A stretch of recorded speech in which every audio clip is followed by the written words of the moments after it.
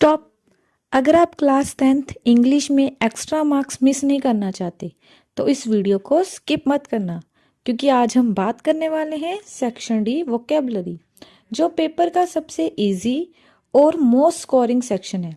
लेकिन सच ये है, स्टूडेंट्स मार्क्स इसलिए नहीं कटते क्योंकि आपको इंग्लिश नहीं आती, बल्कि इसलिए क्योंकि कंफ्यूज वर्ड, एरर्स और जो इडियम्स होते हैं वो आपको कंफ्यूज कर देते हैं। इस वीडियो में मैं आपको रट्टा नहीं मरवाऊंगी, मैं आपको सिखाऊंगी कि आपको सोच के सही आंसर कैसे चूज करना है, वो भी सेकंड्स में।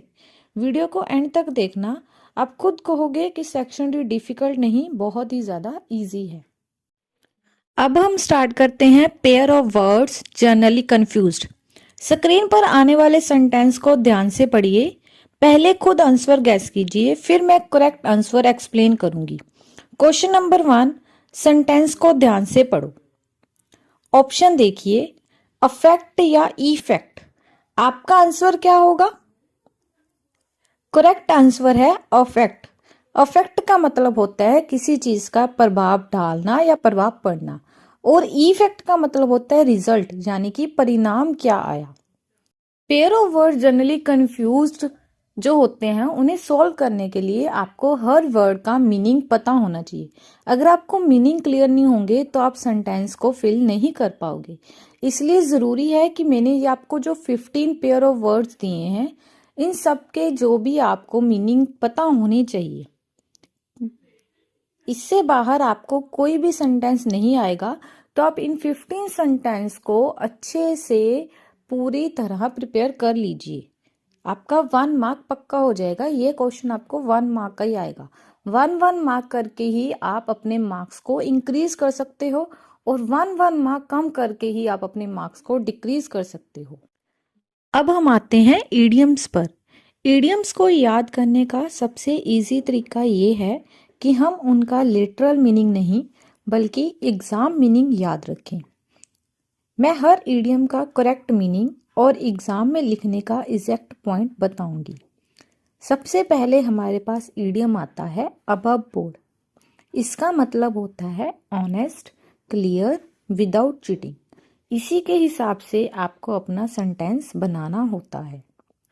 सेकंड हमारा जो सेंटेंस आता है वो है अदम्स L.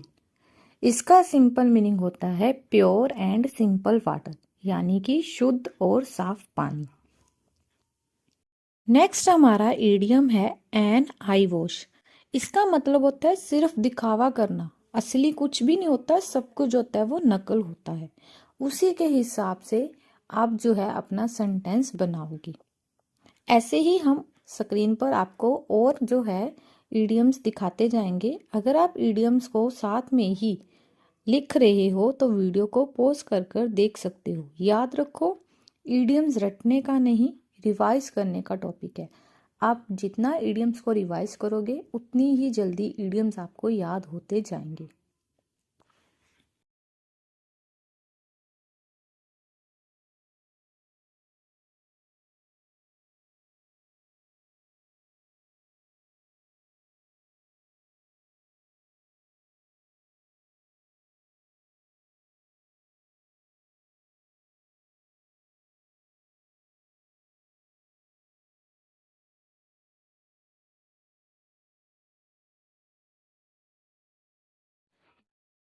Now we come to one word substitution. इस पार्ट में एक लाइन या फ्रेज दिया होता है और हमें उसके लिए सिर्फ एक सही वर्ड लिखना होता है। जैसे आप हिंदी में करते हो ना, अनेक शब्दों के लिए अनेक शब्द, ऐसे ही हिंदी में होता है वन वर्ड फॉर मैनी, अनेक शब्दों के लिए एक शब्द। इस सेक्शन में मार्क्स तब मिलते हैं जब वर्ड बिल्कुल एग्जैक्ट हो। चलिए अब हम देखते हैं अपने पहले सेंटेंस को। हमारा फर्स्ट सेंटेंस है something that can be heard. सबसे पहले हम इसका मतलब जानने की कोशिश करेंगे। तो देखो, इसका मतलब क्या हुआ कि वो चीज जिसे हम सुन सकते हैं, कुछ ऐसा जो सुना जा सके। तो ऑडिबल, ऑडिबल होगा तो ही हम सुन सकते हैं ना। ऑडिबल का मतलब होता है जिस चीज को सुना जा सके। सेकंड हमारा सेंटेंस है something written by an unknown person. कहते हैं अननोन पर्सन द्वारा कुछ लिखा गया है, तो उसे आप क्या बोलोगे? तो हमें नहीं पता ना अननोन पर्सन किसने लिखा किसने नहीं, तो हम अननोन पर्सन के लिए एक ही वर्ड यूज करते हैं, एनोनिमस। थर्ड हमारा है a written declaration made on oath in the presence of a magistrate और अ गवर्नमेंट ऑफिशियल। कहते हैं मतलब एक रिटन डिक्लेरेशन जो ओथ मतलब कि शपथ के रूप में होती है, तो हम उसके लिए कौन सा वर्ड यूज करते हैं, एफिडेविट। एफिडेविट जो शब्द होता है वो शपथ पर दिया गया लिखित बयान होता है। जब कोई शपथ लेता है ना कि मैं ये काम नहीं करूंगा, मैं आज से ऐसा नहीं करूंगा, तो उसका लिखित बयान होता है वो चीज।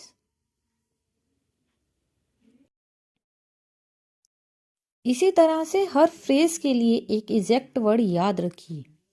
अब नेक्स्ट सेंटेंस देखिए।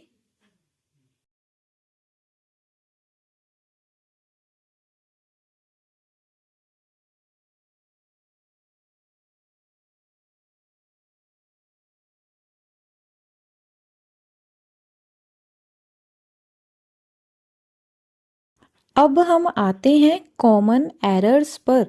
ये वो मिस्टेक्स होती हैं जो स्टूडेंट्स बार बार रिपीट करते हैं और इसी वजह से मार्क्स कट होते हैं। इस पार्ट में मैं आपको गलत सेंटेंस दिखाऊंगी और आपको बताना होगा कि एरर कहाँ है। आपको सिर्फ 3 चीज़ों पर फोकस करना होता है, सब्जेक्ट, वर्ब और टेंस। चलिए सबसे पहले हम पहले सेंटेंस को देखते हैं।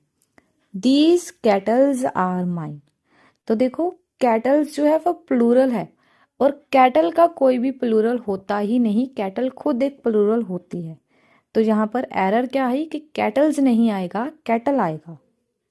नेक्स्ट हमारा सेंटेंस है रिया हेयर्स आर ब्लैक। हेयर्स जो होते हैं वो अनकाउंटेबल होते हैं, आप कितनी भी कोशिश करो हेयर को काउंट नहीं कर सकते। तो Riya hair is black. Third हमारा सेंटेंस है all the peoples have gone to town. Peoples, people खुद ही प्लूरल होता है तो पीपल्स नहीं आएगा, तो हमारी एरर कहाँ पर है, पीपल पर। तो इन्हीं आप इस तरह के कॉमन एरर्स को अवॉइड करके आप सेक्शन डी में इजी मार्क्स स्कोर कर सकते हो।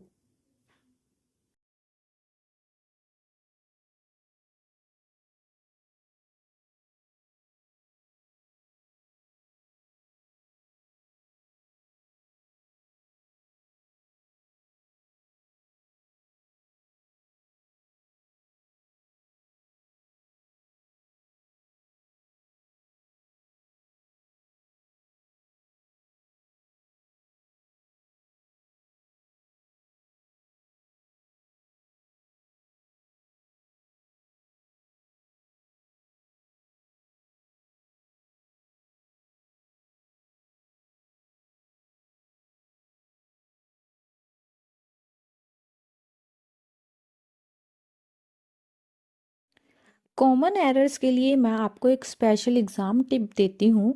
सेंटेंस पढ़ते ही पहले वर्ब चेक करो, फिर टेंस।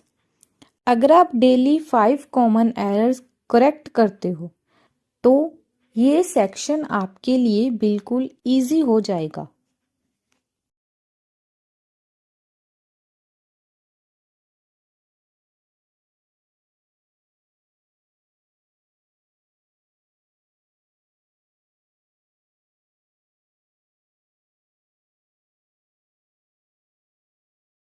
अब हम आते हैं हमारे लास्ट टॉपिक पर जो है कॉमन प्रोवर्ब।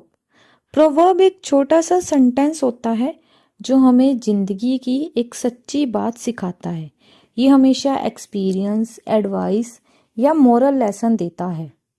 प्रोवर्ब को इजी वे में सॉल्व कैसे करें, मैं इसके कुछ रूल्स आपको बताती हूँ। रूल नंबर 1 है वर्ड बाय वर्ड मत सोचो।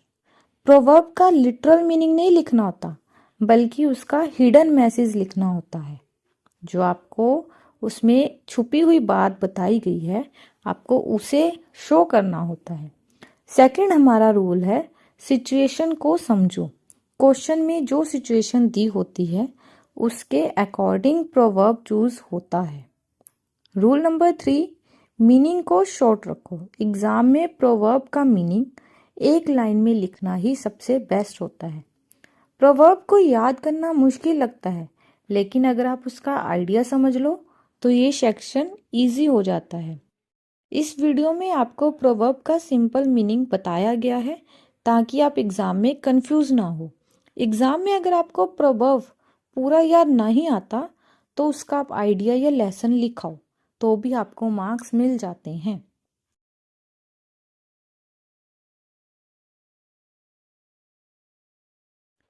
तो स्टूडेंट्स, आज हमने class 10th English section D vocabulary की कंप्लीट रिवीजन को कवर कर लिया है। इस वीडियो में हमने देखा pair of words generally confuse, idioms, one word substitution, common errors, common proverbs. अगर आप इन टॉपिक्स को डेली रिवाइज करेंगे तो एग्जाम में ये इजी मार्क्स सेक्शन बन जाएगा। रिमेंबर, प्रैक्टिस से ही परफेक्शन आता है। जो चीज़ आप अभी वीडियो में सीख रहे हो उसे डेली रिवाइज करना मत भूलना। अगर आपको ये वीडियो हेल्पफुल लगा तो प्लीज़ लाइक करें, कमेंट करें और चैनल को सब्सक्राइब करना मत भूलिए। Thank you so much for watching. अपनी इंग्लिश को स्ट्रॉन्ग बनाते रहिए और मार्क्स इजी ग्रैब कीजिए। See you in the next video. Bye.